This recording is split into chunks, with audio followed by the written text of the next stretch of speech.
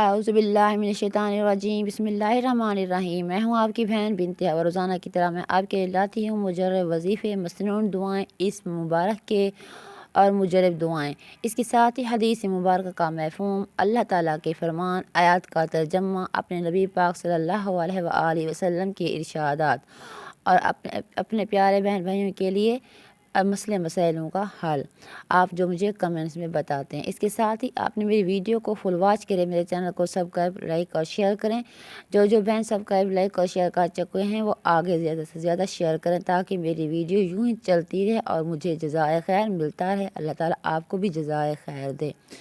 جو میں چھوٹا سا نذرانہ پیش کرتی ہوں، اللہ تعالیٰ اسے قبول منظور فرمائے۔ اس کے ساتھ ہی چلتے ہیں آیات یعنی سورۃ واقعہ پڑھیں گے، ان کی چند آیات۔ اعوذ باللہ من الشیطان الرجیم، بسم اللہ الرحمن الرحیم۔ اذا واقعت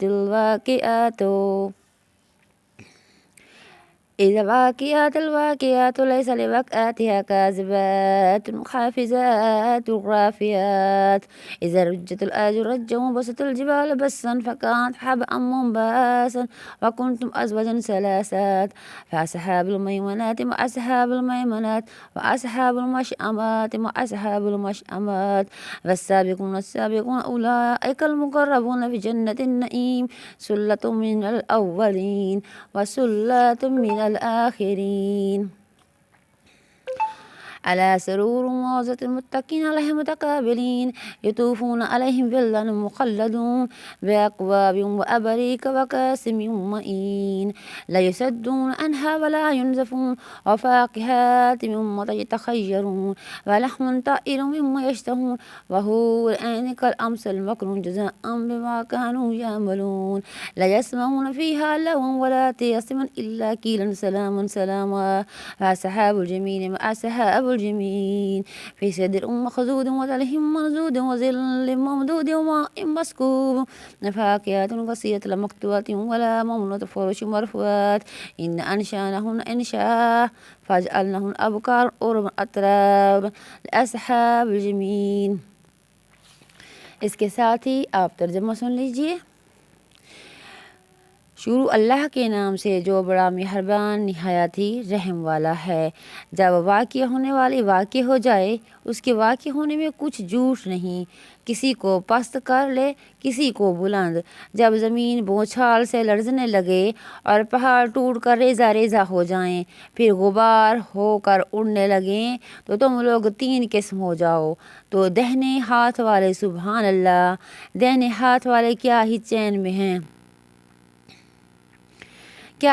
میں ہیں، اور بائیں ہاتھ والے افسوس، بائیں ہاتھ والے کیا گرفتار عذاب ہیں، اور جو آگے بڑھنے والے ہیں ان کا کیا کہنا، وہ آگے ہی بڑھنے والے ہیں، وہی خدا کے مقرب ہیں، اور نعمت کے بہشتوں میں بہت سے اگلے لوگوں میں سے ہوں گے اور بہت سے پچھلے لوگوں میں اور تھوڑے سے پچھلے لوگوں میں، لال یاقوت وغیرہ سے جڑے ہوئے تختوں پر تکیہ لگائے ہوئے آمنے سامنے نوجوان خدمت گزار جو ہمیشہ ہی ایک حالت میں رہیں گے، ان کے آس پاس پھریں گے، یعنی آب خورے اور آفتابے اور صاف شراب کے گلاس لے کر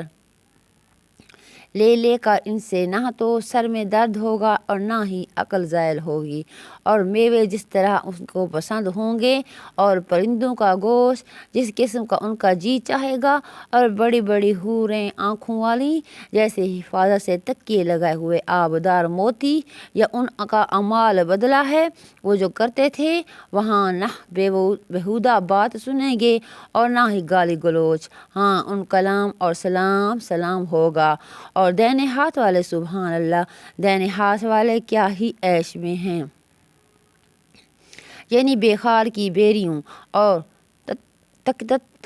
اور معاف کیجیے گا تہبیہ کیلوں، لمبے لمبے سایوں اور پانی کے جھرنوں، اور میوہ ہے کثیر کے باغوں میں جو نہ کبھی ختم ہوں اور نہ ان سے کوئی روکے، اور اونچے اونچے فرشتوں میں ہم ان حوروں کو پیدا کیا اور ان کو کنواریاں بنایا، اور شوہروں کی پیاریاں اور ہم عمر دہنے ہاتھ والوں کے لیے۔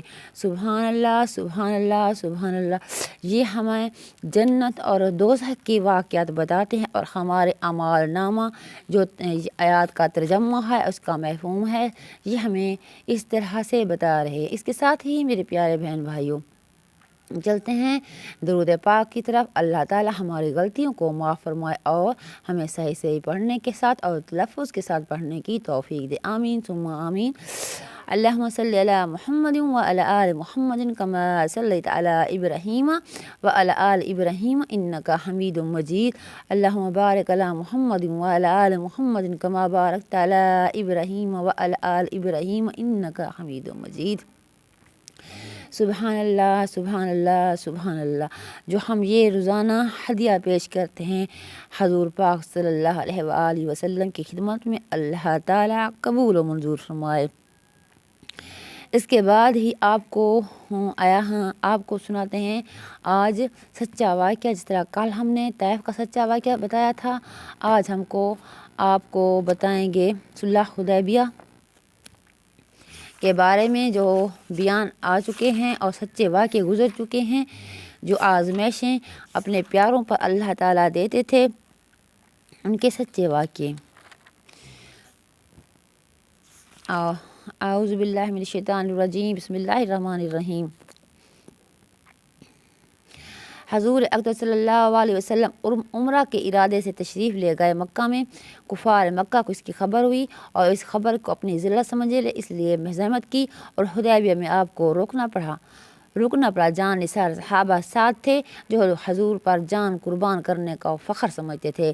لڑنے کو تیار ہو گئے مگر حضور صلی اللہ علیہ وسلم مکہ والوں کی خاطر لڑنے کا ارادہ نہیں فرمایا اور صلح کی کوشش کی، اور باوجود صحابہ کی لڑائی پر مستعدی اور بہادری کے حضور اکرم صلی اللہ علیہ وسلم نے کفار کی قدر رعایت فرمائی، ان کو ہر ایک شرط قبول فرما لیا۔ صحابہ کو اس کا دب کر صلح کرنا بہت ہی ناگوار تھا، مگر حضور صلی اللہ علیہ وسلم کے ارشاد کے سامنے کیا ہو سکتا تھا۔ جان نثار تھے اور فرما بردار تھے، اس لیے حضرت عمر جیسے بہادر کو بھی دبنا پڑا۔ صلح میں جو شرطیں طے ہوئیں ان شرطوں پر ایک یہ شرط تھی کہ کافروں میں سے جو شخص اسلام لائے اور ہجرت کرے مسلمان اس کو مکہ واپس کر دیں، اور مسلمانوں میں سے خدا نخواستہ اگر کوئی شخص مرتد ہو کر چلا آئے تو واپس نہ کیا جائے۔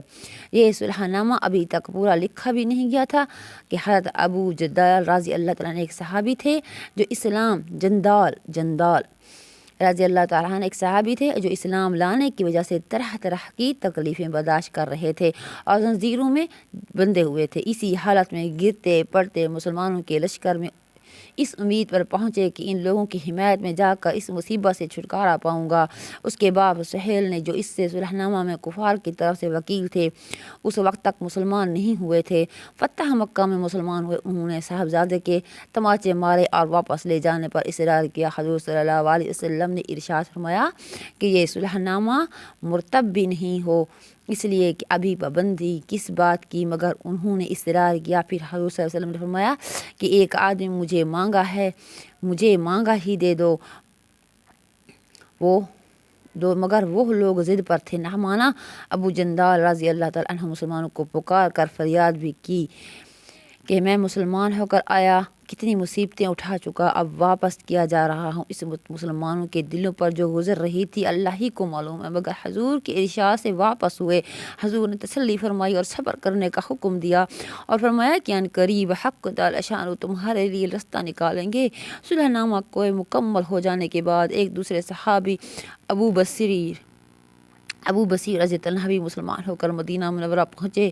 کفار ان کو واپس بلانے کے لیے 2 آدمی بھیجے، حضور صلی اللہ علیہ وسلم نے حسب وعدہ واپس فرما دیے۔ ابو بصیر نے عرض کی، کیا یا رسول اللہ میں مسلمان ہو کر آیا ہوں، آپ مجھے کفار کے پنجے میں پھر بھیجتے ہیں؟ آپ نے ان سے بھی صبر کرنے کو ارشاد فرمایا کہ انشاءاللہ اللہ قریب ہم ایک سے تمہارے واسطے کوئی راستہ کھولے گا۔ ایک صحابی ان دونوں کافروں کے ساتھ واپس ہوئے۔ راستے میں ان میں سے ایک سے کہنے لگے، یار تیری یہ تلوار تو بڑی نفیس معلوم ہوتی ہے۔ شیخی باز آدمی ذرا اسے بات میں پھول جاتا ہے۔ وہ نیام سے تلوار نکال کر کہنے لگا، ہاں میں نے بہت سے لوگوں پر اس کا تجربہ کیا۔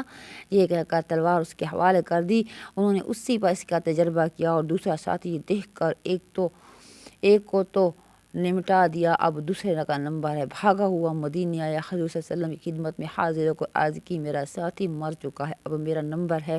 اس کے بعد ابو بصیر پہنچے اور عرض کی، یا رسول اللہ آپ پر اپنا وعدہ پورا فرما چکے ہیں کہ مجھے واپس کر دیا، اور مجھ سے کوئی عہد ان لوگوں کا نہیں ہے جس کی ذمہ داری ہو، وہ مجھے میرے دین سے ہٹاتے ہیں، اس لیے میں نے یہ کیا۔ حضور صلی اللہ علیہ وسلم نے فرمایا، لڑائی بھڑکانے والا ہے، کاش کو اس کا معین مددگار ہوتا۔ اس کلام سے سمجھ گئے کہ اب بھی اگر کوئی میری طلب میں آئے گا تو میں واپس کر دیا جاؤں گا۔ اس لیے تو وہ وہاں سے چل کر سمندر کے کنارے ایک جگہ آ پڑے۔ مکہ والوں کو اس قصہ کا حال معلوم ہوا۔ ابو جندال بھی اس دن کا قصہ پہلے گزر چکا ہے، چپ ہو کر وہیں بیٹھ اسی طرح جو مسلمان ہوتا وہ اس کے پاس چلا جاتا۔ چند روز میں یہ ایک مختصر سی جماعت ہو گئی۔ جنگل میں جہاں نہ کھانے کا کوئی انتظام تھا، نہ وہاں باغات اور آبادیاں تھیں، اس لیے لوگوں پر جو گزری ہوگی وہ تو اللہ ہی کو معلوم ہے۔ سبحان اللہ، اللہ ایسے پیاروں پر آزمائش دیتے ہیں، مگر جن ظالموں کے ظلم سے پریشان ہو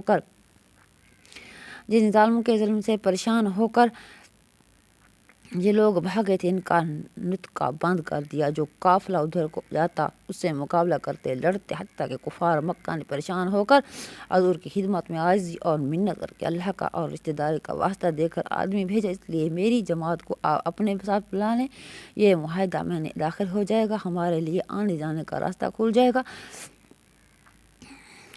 حضور صلی اللہ علیہ وسلم کا اجازت نامہ جب ان حضرات کے پاس پہنچے تو ابو بصیر مرض الموت میں گرفتار تھے۔ حضور صلی اللہ علیہ وسلم کا نامہ ہاتھ میں تھا، اسی حالت میں انتقال فرما گئے، رضی اللہ تعالیٰ عنہ۔ آدمی اگر اپنے دین پر پکا ہو، اس کا فائدہ بتا رہی ہوں، آدمی اگر دین کا پکا ہو، بشرطِ دین بھی سچا ہو، تو بڑی سے بڑی طاقت اس کا کچھ نہیں ہے بگاڑ سکتی۔ مسلمان کی مدد کا تو اللہ نے وعدہ کیا ہے، بشرطے کہ وہ مسلمان ہو۔ سبحان اللہ، سبحان اللہ، سبحان اللہ۔ میرے پیارے بہن بھائیوں، آپ سب بہن بھائیوں کے لیے یہی دعا ہے، اللہ تعالیٰ آپ کو ہنستا مسکراتا خوش باش رکھے، اپنی زندگی میں آفتوں سے، پریشانیوں سے، اور ہمارے ملک پاکستان کو ان حادثوں سے بچائے، ان پریشانیوں سے بچائے، اس غربت سے بچائے، ہر مسلمان کو آزادی حاصل ہو، اپنا دن جو ہمارے تہوار ہوتے ہیں منانے کی، اللہ تعالیٰ آپ سب کے حفظ امان میں رکھے، ہمارے ملک پاکستان کا حفظ امان میں رکھے۔ اس کے ساتھ ہی آپ نے اپنی بہن کو دعاؤں میں یاد رکھنا ہے۔ اللہ حافظ۔ پاکستان زندہ باد، پاک فوج پائندہ باد۔